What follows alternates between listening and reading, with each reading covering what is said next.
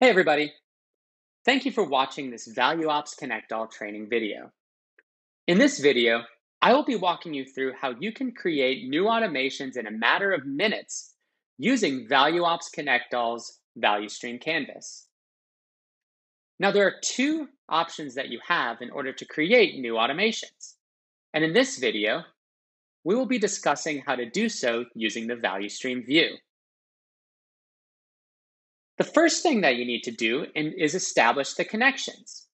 You do this by setting your connections within individual icons for the applications that you want to connect.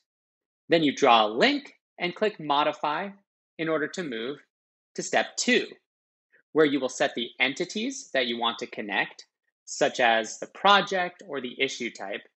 And then when you click Configure Fields, you will then be able to move on to step 3, which is field mapping and setting the directions that you want to map those individual fields and values within those fields if necessary. So now let's walk through how to do this in the product itself. So the first thing we'll need to do is navigate to the Automations tab. Now the first place you'll land when you get to the Automations tab is the Value Stream view. And if you don't have the icons for the connections that you would like to connect already on your canvas, you can come over to the second option in the vertical toolbar, which allows you to see the available adapter icons. You can simply drag and drop those onto the canvas, at which point you'll see the application details pop up. From here, you can either create a new connection, or you can click the magnifying glass and select an existing connection that you already have for that application. Now let's do the same thing with the other application that we're looking to connect. We can click the magnifying glass and select one that we already have available. Now that we've established the two connections within the two applications that we want to connect, we simply need to hover over one of the icons, and then we'll see that north, south, west, and east, we have these little circles within the application icon. If we click and hold our mouse on one of those circles, we can drag and drop that arrow over to the other application icon. We'll then see the link details pop-up screen show up where we can give our automation a name. We can set the type from here. And then we can click the modify icon, which will bring us straight to the entity mapping screen. And from there, we're able to set a variety of automation properties based upon the applications we're looking to connect. In something like Rally, as an example, we can start by setting the workspace.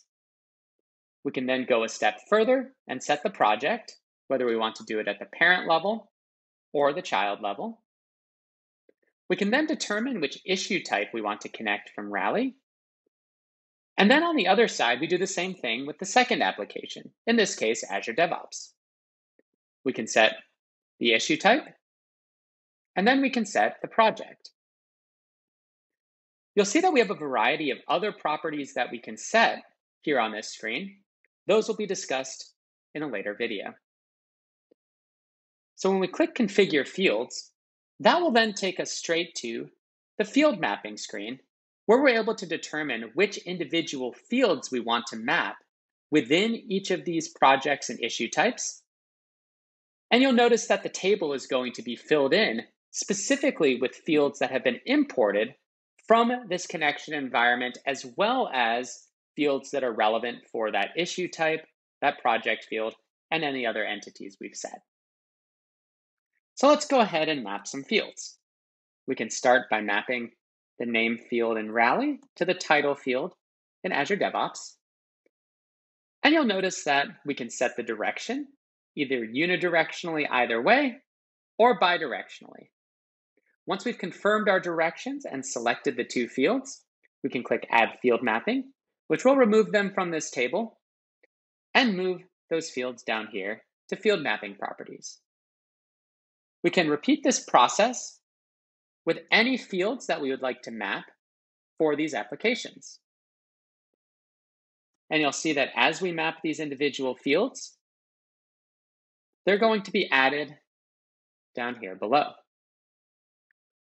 Now, for any of these individual fields that have values, such as a drop-down value selection, we can then go a step further and click the Modify icon down here under Field Mapping Properties to bring up the Value Mapping pop-up screen.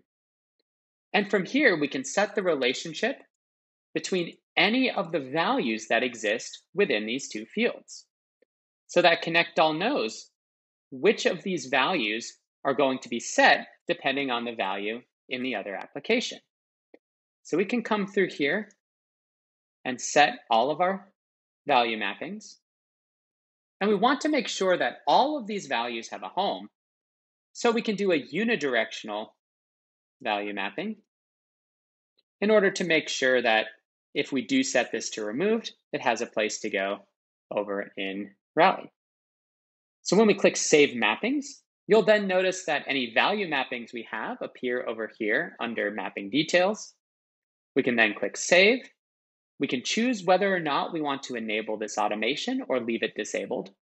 We can click Yes for now. We'll then give our version a name, which allows us to roll back to these field mapping and entity mapping settings if we ever come back in here and edit our automation and want to roll back to the way things were.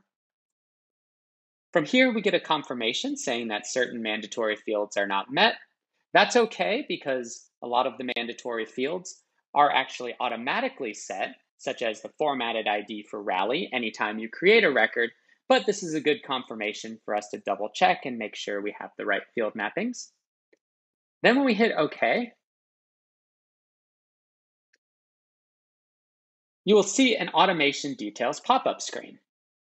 So here on this screen, you'll notice that we can check on any of the details that we've set for our automation. And if we like what we see, we can click the X button in the upper right-hand corner, and we'll then see that we have a brand new automation that we created from scratch in a matter of minutes. Now, although we used Rally and Azure DevOps as the two example applications in this scenario, that same three-step process will be used no matter what applications you're looking to connect. You'll still walk through creating the connections by dragging and dropping a link between two connection icons. You'll then want to make sure that you set the entities and then map the fields.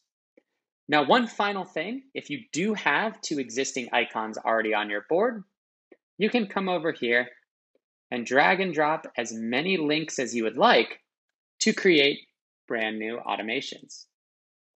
So you can keep going through this process and create as many relationships between these two applications as you would like.